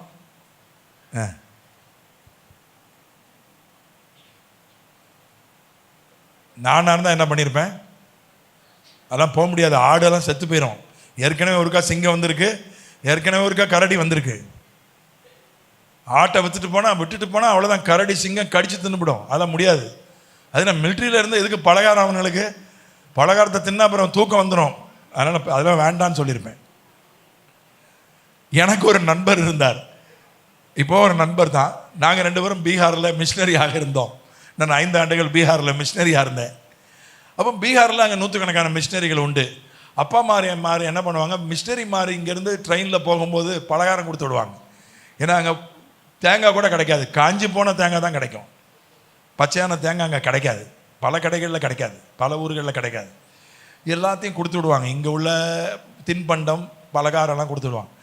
அந்த நண்பர் பெல்லுன்னு பேர், அவர் பேர். அவர் சொல்லுவார், நான் கொண்டு போகிறேன், ஆனால் நான் 3 நாள் ட்ரெயினில் அந்த பண்டத்தை நான் தின்னுவேன், மீதியை தான் கொண்டு போய் உங்கள் மகன்கிட்ட கொடுப்பேன் சொல்லிடுவார் வச்சிருச்சுக்கிட்டு. உங்கள் மகனுக்கு மகளுக்கு நீங்கள் கொடுக்குற பொருள் பலகாரத்தை கொண்டு போய் கொடுக்க, ஆனால் எவ்வளவு சாப்பிட முடியுமோ 3 நாள் ட்ரெயினில் அதை சாப்பிட்ருவேன். நான் தாவீது அந்த பலகாரத்தை அவன் சாப்பிட்ருந்தான்னு வைங்க, அப்படியும் செய்யலை. உண்மையாக கொண்டாந்து அந்த பலகாரத்தை கொடுக்க வரான். நான் அந்த எரிச்சல்ல, நான் உண்டி ஆடு மேய்க்கணும், வண்ணமாறு மட்டும் மிலிட்ரி வேலை, கவர்மெண்ட் வேலை. அதுவும் அவங்களுக்கு கொண்டு போய் நான் போய் என்ன செய்யணும், வேலைக்கார மாதிரி கொண்டு போய் பலகாரம் கொடுக்க வேண்டியிருக்கு. ஆனால் அவன் அப்படி செய்யலை. உண்மையா இல்லைன்னா நான் நினச்சிருப்பேன், நான் ராஜா, அடுத்த ராஜா நான் தான், நான் போய் பலகாரத்தை கொடுக்கணுமா? ஆனால் அவன் என்ன செஞ்சான், உண்மையாக கொண்டு போய் பலகாரத்தை கொடுக்குறான். அப்போதுதான் அந்த கோலியாத்தை சந்திக்கிறான். நல்லா கவனிங்க, கோலியாத் அவன் மேலே இருக்கிற அபிஷேகம் கோலியாத்தை ஜெயிக்கும்படி உதவி செய்கிறது. ஒரே நாளில் நாடு முழுவதும் அவன் புகழ் அடைந்து விடுகிறான். நாடு முழுவதும் ஒரு அங்கீகாரம் கிடைக்குது. ஒரு நாள் தான், ஒரு நாளில் கர்த்தர் நம் தலையெழுத்தை மாற்ற முடியும். மாற்ற முடியுமா? மாற்ற முடியாதா? எத்தனை பேர் நம்புறீங்க ஒரு நாளில் ஆண்டவர் நம் தலையெழுத்தை மாற்ற முடியும்? அல்லேலூயா. இத்தனை வருஷமாச்சு, நான் அப்படியே தான் இருக்கேன். நீ எத்தனை வருஷம் அப்படியா இருந்தாலும் ஒரே நாளில் ஆண்டவர் உன் நிலைமையை மாற்றுவார். இனிமே தான் கஷ்ட காலம் இருக்கு, நல்லா கவனிங்க. இப்போ என்ன ஆயிடுச்சு, நம்ம சுற்றி இருக்கிறவங்களாம் வந்து நம்மளை குழப்புவாங்க, நம்மளை ஒரு வேளை ஒழுங்காக செய்ய விட மாட்டாங்க. ஆடு மேயின்னுவாங்க, போய் அண்ணன்மாரை போய் பலகாரம் கொடுத்துட்டு வான்னுவாங்க, நீ வந்து மியூசிக் போடுன்னுவாங்க, நம்மளை ஒரு மாதிரி ஒரு வழி பண்ணிடும். திடீர்னு நீ தான் ராஜான்னு வாங்க, நம்மளை குழப்பிக்கிட்டே இருப்பாங்க. இப்போ வந்து நாடு முழுவதும் புகழ் பெற்று விட்டான், அரசாங்கத்தினுடைய பதவி அவனுக்கு கிடைச்சிச்சு, அதிகாரியாக நியமிக்கப்பட்டான் இராணுவத்தில். இப்போ ராஜாவுக்கு இவன் மேலே என்ன வந்துடுச்சு? என்ன வந்துடுச்சு? கதை தெரியாதா? தாவீது கதை என்ன வந்துச்சு? எரிச்சல் வந்துடுச்சு. எரிச்சல் வந்த உடனே எப்படியாவது தாவீதை என்ன பண்ணிடணும், அவனை என்ன செஞ்சிட்டான், தேடப்படுகிற குற்றவாளியாக அறிவித்தான். சந்தனக்கட்ட வீரப்பன் கேள்விப்பட்டிருக்கீங்களா? அந்த மாதிரி ஆயிட்டான். தாவீதை என்ன பண்ணிட்டாங்க, சந்தனக்கட்ட வீரப்பன் மாதிரி தேடப்படுகிற குற்றவாளியாய் அரசாங்கம் அறிவித்து விட்டது. ஓடுறான், பின்னால் போலீஸ் துரத்துது. ஒரு நாளைக்கு ஒரு ஊரில் போய் ஒளிஞ்சுக்கிறான், ஒரு நாளைக்கு ஒரு காட்டில் ஒரு குகையில் போய் ஓடி ஒளிஞ்சு வாழ்கிறான். கஷ்ட ஒரு காலம். முதல்ல எப்படி போயிட்டு இருக்குது, ஆடு மேய்க்கிறது கஷ்டம் இல்லை, அப்புறம் மியூசிக் போடுறது கஷ்டம் இல்லை, அப்புறம் அண்ணன்மாருக்கு சாப்பாடு கொண்டு போகிறது அதுவும் கஷ்டம் இல்லை. கொஞ்சம் கௌரவ குறைச்சலாம் வேணா தான் இருந்துச்சு. ஆனால் இப்போ என்ன பண்ணுறான், ராஜா இராணுவத்தோட துரத்துறான், தாவீதை எப்படியாவது கொலை பண்ணணும். உங்கள் மேலே யாராவது போலீஸ் ஸ்டேஷன் போயிருக்கீங்களா? கை உயர்த்த சொல்ல போகிறது இல்லை. என்னம்மா போயிருக்கியா?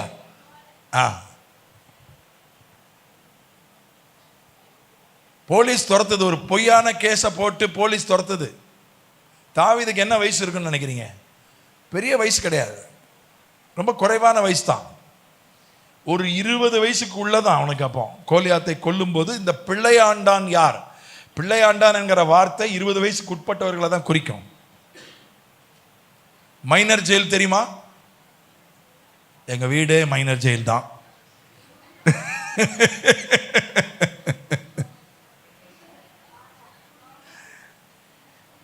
ஒரு பொய் கேஸ் போட்டு பின்னால போலீஸ் துரத்துது. எப்படி இருக்கும் அதை யோசித்து பாருங்க. நீங்க அந்த இடத்துல உங்களை வச்சு பாருங்க. இதுதான் ஒரு முக்கியமான காலகட்டம் ஆண்டவர் நம்மை உருவாக்குவதற்கு.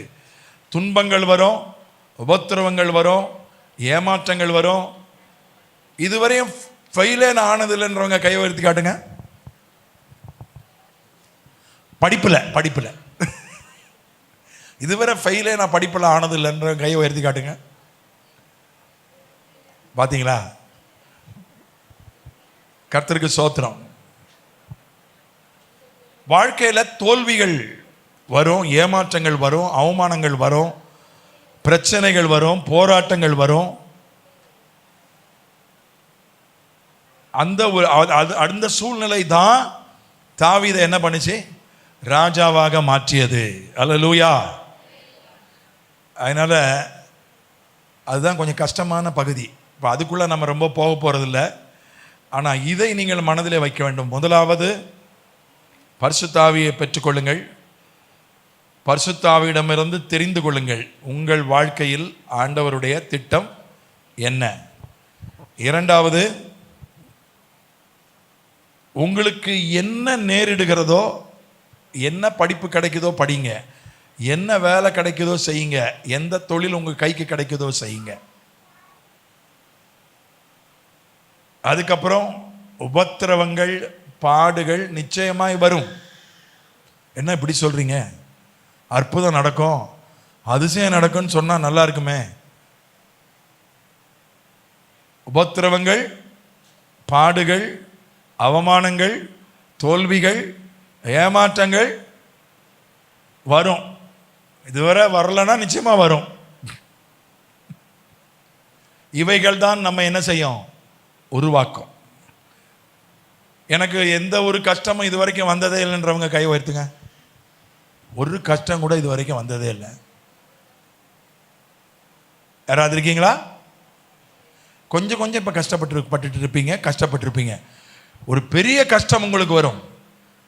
ஒரு பெரிய கஷ்ட காலம் உங்களுக்கு கொஞ்ச காலம் ஒரு காலகட்டம் வரும். அதுதான் உங்களுக்கு ஒருவேளை சிலருக்கு வந்திருக்கலாம். இப்போவே நீங்கள் அதை சந்திச்சுக்கிட்டு இருக்கலாம். உங்கள் குடும்பத்தில் போராட்டங்கள் அல்லது குடும்பத்தில் கஷ்டம், இது உங்களை போட்டு வேதனைப்படுத்தும். இதுதான் உங்களை கொண்டு போய் நீங்கள் டாக்டர் ஆகணுமோ, டீச்சர் ஆகணுமோ, ஐஏஎஸ் ஆகணுமோ, பாஸ்டர் ஆகணுமோ, உங்களை கொண்டு போய் இந்த உபத்திரவம் தான் உங்களை கொண்டு போய் அங்கே கொண்டு சேர்க்கும். இதை நீங்கள் தெரிந்து கொள்ள வேண்டிய விஷயம். இப்போ உங்களுக்கு நான் சொல்கிறது சீரியஸாக தெரியாது.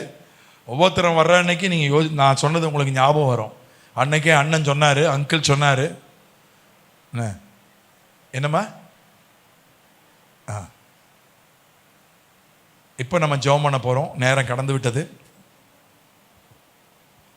ஜெபிக்க போகிறோம். எழுந்து நிற்க முடிந்தவர்கள் எழுந்து நில்லுங்கள். பேச வேண்டாம், பயபக்தியாக இருப்போம். ஜெபிக்கக்கூடிய நேரம்.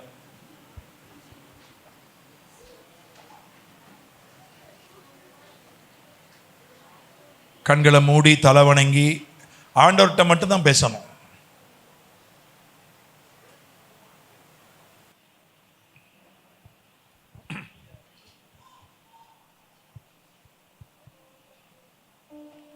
சின்னஞ்சிறு வயதில் என்னை விட்டார், தூரம் போயினும் கண்டு கொண்டா. சின்னஞ்சிறு வயதில் என்னை குறித்து விட்டார், கண்டு கொண்டா. தமது ஜீவனை எனக்கும் அளித்து ஜீவன் பெற்றுக்கொள் என்றுரைத்தார். தமது ஜீவனை எனக்கும் அளித்து ஜீவன் பெற்றுக்கொள் என்றுரைத்தார். ஆனந்தமே பரமானந்தமே இது மாபெரும் பாக்கியமே. எல்லாரும் சேர்ந்து பாடுவோம். ஆனந்தமே பரமானந்தமே இது மாபெரும். கைகளை தட்டி பாடுவோம். இந்த பாதலத்தின் சொந்தக்காரரவர் எந்த உள்ளத்தில் சொந்தமானார். இந்த பாதலத்தின் சொந்தக்காரரவர் எந்த உள்ளத்தில் சொந்தமானார். எந்த சூழ்நிலையும் அவர் அன்பினின்று என்னை பிரிக்காது காத்து கொள்வார். எந்த சூழ்நிலையும் அவர் எல்லாரும் ஜெபமாக பாடுவோம். கருத்தை உணர்ந்து பாடுவோம். பிரிக்காது காத்து கொள்வார். என்னை நம்பி அவர் தந்த பொறுப்பதனை அவர் வரும் வரை காத்து கொள்வேன். என்னை நம்பி அவர் தந்த பொறுப்பதனை அவர் வரும் வரை காத்து கொள்வேன். ஆனந்தமே பரமானந்தமே இது மாபெரும் பாக்கியமே. ஆனந்தமே பரமானந்தமே இது மாபெரும் பாக்கியமே. இந்த பாதலத்தின் சொந்தக்காரரவர் எந்தன் உள்ளத்தில் சொந்தமானார். இந்த பாதலத்தின் சொந்தக்காரரவர் எந்தன் உள்ளத்தில் சொந்தமானார். நான் சீக்கிரமா ஜெபிக்க போறேன். பயபக்தியா ஏனோ தானோன்னு இருக்க வேண்டாம். உங்களுடைய வாழ்க்கையை ஆண்டவர் மாற்ற விரும்புகிறார். உங்களுடைய தலையெழுத்தை ஆண்டவர் மாற்ற வல்லமை உள்ளவர். என் தலையெழுத்தை என் ஆண்டவர் மாற்றினார். உங்கள் தலையெழுத்தையும் அவரால் மாற்ற முடியும். உங்களுடைய நிலைமையை அவர் மாற்ற, உங்கள் வாழ்க்கையை மாற்ற வந்திருக்கிறார். நான் இயேசுவை இதுவரைக்கும் ஏற்றுக்கொள்ளலை. முறையா என் வாழ்க்கையை ஆண்டவருக்கு அர்ப்பணிக்க விரும்புகிறேன் சொல்கிற யாராவது இருந்தால் எல்லா கண்களும் மூடி இருக்கும்போது உங்கள் கையை உயர்த்திட்டு கீழே போட்டுருங்க. நான் உங்களுக்காக ஜெபிக்க போகிறேன். எல்லா கண்களும் மூடி இருக்கணும். இது பெருமையோடு செய்ய வேண்டிய தீர்மானம். 2 கரங்களை பார்க்கிறேன். ஏற்கனவே தீர்மானிச்சவங்க மறுபடியும் தீர்மானிக்க வேண்டாம். முதன்முறையாக தீர்மானிக்கிறவங்க, ஏற்கனவே தீர்மானித்து நீங்கள் சோர்ந்து போயிருந்தீங்கன்னா புதுப்பிச்சுக்கிடுங்க. இன்னும் யாராவது இருக்கீங்களா? தம்பிமார்கள், இனி இயேசுவுக்காக வாழுவேன், என் வாழ்க்கையை இயேசுவுக்கு அர்ப்பணிக்கிறேன் என்று சொல்லுகிறவர்கள் சீக்கிரமா, எனக்கு நேரம் இல்லை, நான் இன்னும் சில காரியங்களுக்காக ஜெபிக்கணும். ஆண்டவர் உங்களை ஆசீர்வதிப்பார். கையை கீழே போடலாம். இன்னும் சில தம்பிமார் உண்டு. ஆண்டவர் உன் வாழ்க்கையை ஆசீர்வதிக்கன்னா உன் வாழ்க்கையை நீ ஆண்டவர் கையில் கொடுக்கணும். ஹல்லேலூயா. நான் ஆண்டவர்கிட்ட வந்துட்டா நான் ஜாலியாக இருக்க முடியாதுன்னு நீ நினைக்காத. ஆண்டவருக்குள்ள இருக்கிற மாதிரி ஜாலி வேற கிடையவே கிடையாது. நீ ஒன்ன ஒப்பு கொடு. Praise the Lord. Hallelujah. பிதாவே, இயேசுவின் நாமத்தில் கையை உயர்த்தின அந்த பிள்ளைகளுக்காக ஜெபிக்கிறோம். கை உயர்த்தாத இன்னும் சிலருக்காகவும் ஜெபிக்கிறோம். ஒரு 2 பேர் ஒப்பு கொடுத்துட்டாங்க, நான் கையை உயர்த்தலை. ஆண்டவரே, அவர்களுடைய வாழ்க்கையை நாங்கள் பாடின வண்ணமாக ஆண்டவரே தூரம் போயினும் அவர்களை கண்டு கொள்வீராக. ஆண்டவரே, எந்த சூழ்நிலையிலும் அன்பிலிருந்து பிரிக்காதபடி காத்துக்கொள்வீராக. அவர்களை நம்பி அவர்கள் கையில் நீர் கொடுத்திருக்கிற பொறுப்பை அவர்கள் நிறைவேற்ற அவர்களுக்கு உதவி செய்வீராக. நீர் அப்படி செய்கிறதற்காக ஸ்தோத்திரம். பரிசுத்த ஆவிக்காக நாம் ஜெபிக்க போறோம். ஒரு சில நிமிடங்கள் பரிசுத்த ஆவி பெறாதவர்கள், பெற விரும்புகிறவர்கள் சீக்கிரமா முன்னால வாங்க. உங்களுக்காக ஒரு 2-3 நிமிஷம் ஜெபிக்க போறோம் சீக்கிரமா. ஏன்னா பரிசுத்த